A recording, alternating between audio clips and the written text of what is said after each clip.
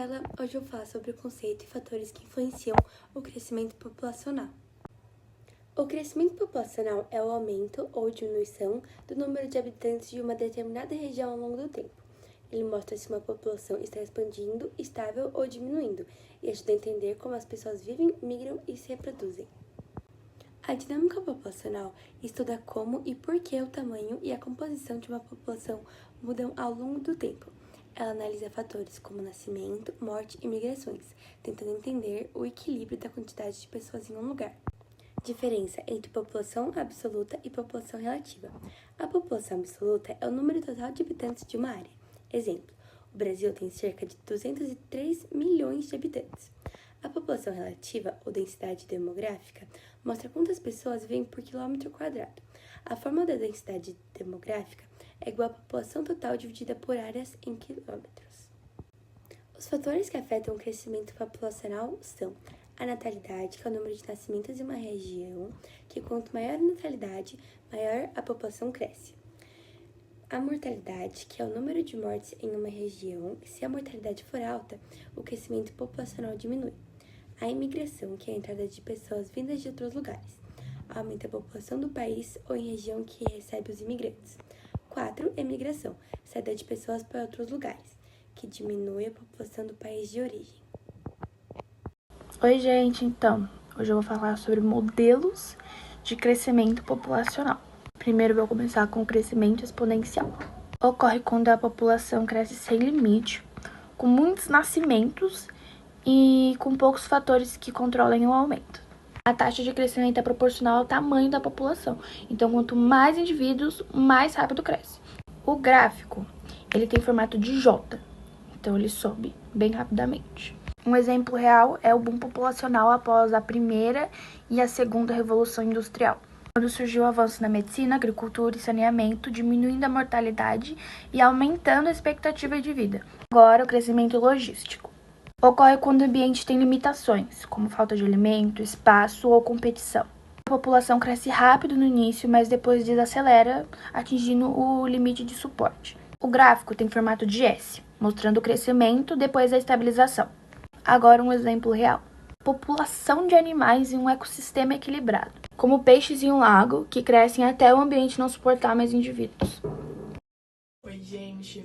Hoje eu vou falar sobre a distribuição e a estrutura da população. Primeiro, quando a gente fala em distribuição da população, estamos falando em como as pessoas estão distribuídas pelo espaço, ou seja, onde elas vivem. Existem populações urbanas, que são as pessoas que vivem na cidade, e existem as populações rurais, que são as pessoas que vivem no campo.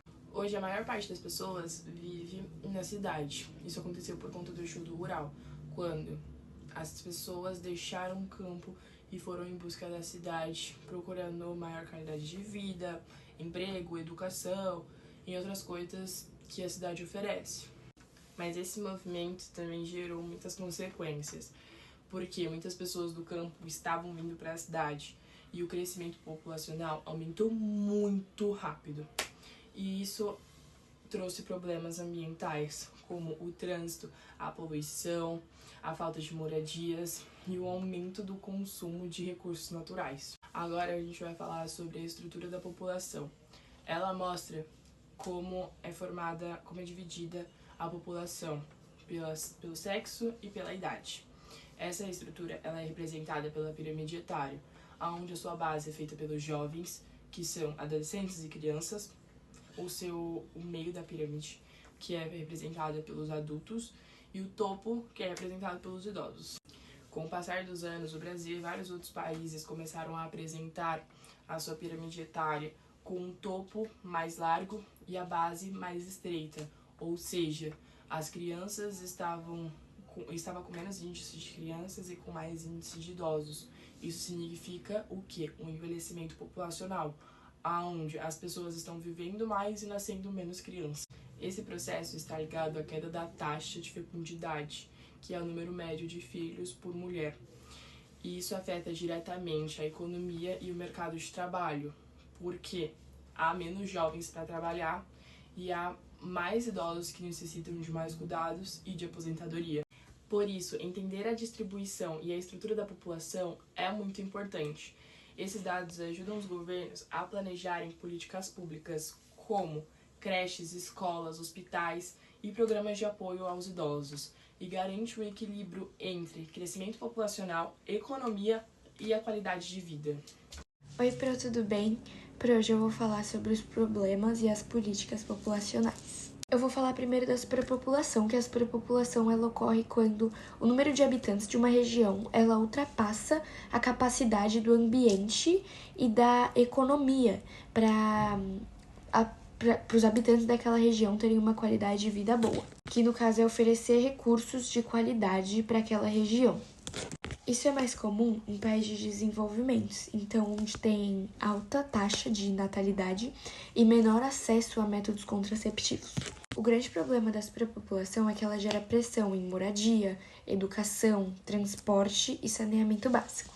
A migração, dentro disso, ela é um fator muito importante. Ela pode ocorrer no seu próprio país, né, que fala migração interna, ou entre países, que é a migração internacional. A migração ela é a mais comum, assim, mas é a mais importante, e é onde as pessoas migram em busca de educação, qualidade de vida e segurança, enfim. Mas aí entra o problema da migração desordenada, que é onde causa problemas de cultura, desemprego. Não é problemas de cultura, falei errado, é conflitos de cultura, desemprego, enfim, dentre outros fatores. Aí com isso também vem a sobrecarga nos serviços públicos, porque os países que recebem muito imigrantes, eles ficam muito sobrecarregados. Eu vou usar a China como exemplo, que a China ela implantou a política do filho único em 1979. E essa política ela tem como objetivo controlar o rápido crescimento populacional.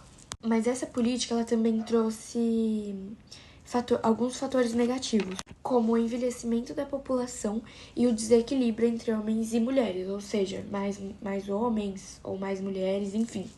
Só que na Europa tem alguns países que enfrentam esse problema oposto, que é o envelhecimento populacional e a baixa taxa de natalidade. Aí, por isso, esses países eles adotam o incentivo da natalidade.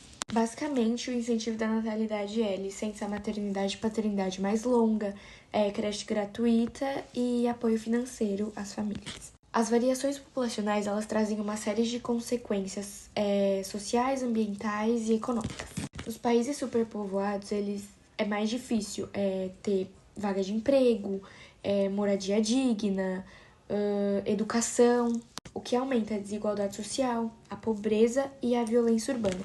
E do ponto de vista ambiental, a superpopulação ela acelera a exploração de recursos naturais, que provoca o desmatamento e a poluição. E para concluir, o equilíbrio populacional ele é fundamental para o desenvolvimento sustentável de uma sociedade, ou seja, ele significa manter uma relação harmônica entre o número de habitantes e os recursos disponíveis, o que garante qualidade de vida, oportunidades e a preservação ambiental. Mas enfim, foi isso que eu espero que dê para você entender.